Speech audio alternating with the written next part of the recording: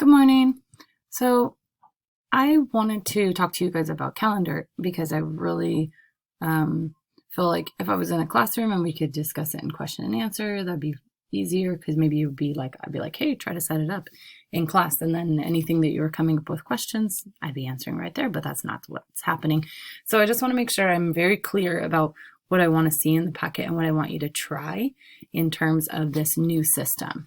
So let's switch out and take a look at, I'm using Everett's, and we'll look at the student option for different calendar pieces. Okay, so the first thing I'm just going to address is the Google Calendar piece, but I'm going to show you a couple of things that you're going to find in Google Classroom.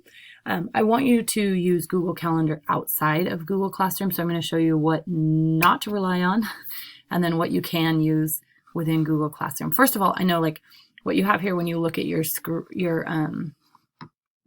I look at your student profile. I thought I had like a little pointer or something, but I guess I don't. So you just have to stick with the cursor.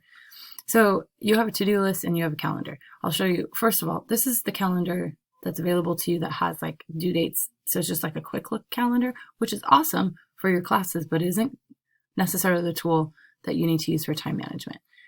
So that's, I got a couple of those and I'm like, that's what I mean when I say don't use the one within Google Classroom. That's the one I don't want you to use. I do want to see this to-do list. Okay, this is just like a heads up on homework. I want you to show me what's going on. Okay, so I know like Everett's got 17 different things that don't have, that's a lot, that don't have to do or due dates, but 2 things that are coming up this week. So when you screenshot it, I want to see like the whole screen. I don't want to see just like one little window, just take a screenshot of the whole screen.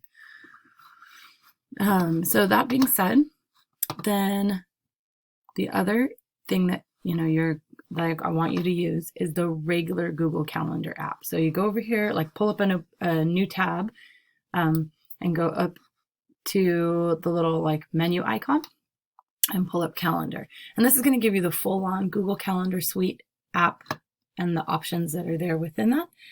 You're going to have a personal calendar that's through your student account. Okay. I don't know what else they have on here, reminders, birthdays, tasks, things like, it just depends on your own calendar. So he's got his school calendars attached to his week as well. So it looks like we're on the day view. There's different views, so you can see it by day. You can see this by week. Okay, so you can see what's going on. He's got his honor Zoom. That looks like that's like Miss Shaw because she's very, very Google savvy. So I think that she set it up to where it will put it on the calendar for him, but that's really cool. Okay. Even though she set it up, it would still count for you. You can see this is what's going on his calendar on a daily basis. So he actually has it scheduled out. So if I take a look, that's my month. The year, I'm not really interested in that. The schedule. Okay. So this is what his schedule looks like. Now, this upcoming week, he's going to be able to put other pieces of scheduled work in there. And so what I want to see from you, I should see multiple things blocked out, like your class times, and then when you're working on certain like homework, or let's say you have sports practice or something, I'm going to want to see that time blocked out. Scheduling your time is part of time management, and that's the expectation there. You can either use this view, the schedule view, or you can view the week. My preference is the week, but a lot of people who like lists and like to see things kind of like in a linear fashion, they like that schedule component. Okay, now the other thing that you're supposed to provide, so you're supposed to provide, first of all, AM, right? AM shot, PM shot, screenshot, whole thing. I want to see all this sidebar stuff too. Don't just give me like a little window that doesn't have the times over here. I need to see the times as well. Okay. So tasks is the last piece. You can use tasks from within Google. So it looks like he hasn't used tasks yet, so I'll go ahead and get him started. This is easy. It's easy to add a task. Let's see. What should we have Everett do? We should have him something fun, something funny, or something awesome for mom. I think it's funny. If I'm up the kitchen, I'm up the kitchen with you. All right. Oops, I spelled it wrong. So there we go. And then you can actually do more. You can add a date and a time. So I want that to be today. I want it to be by 11 o'clock. So he's got, oh, and if I want to repeat that, so if you have something that you want to repeat, you can go ahead and repeat that.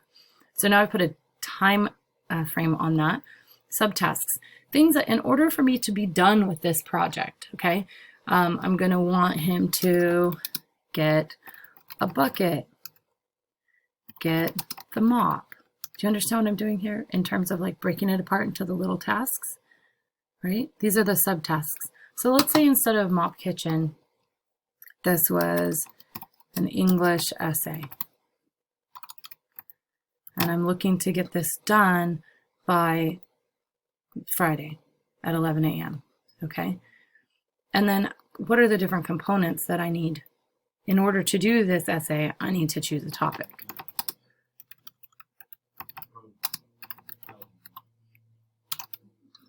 I need to, let's set a time goal here. Research for 1 hour. Okay. Some very specific things that need to happen. I need to set up my bibliography struggling page. Okay.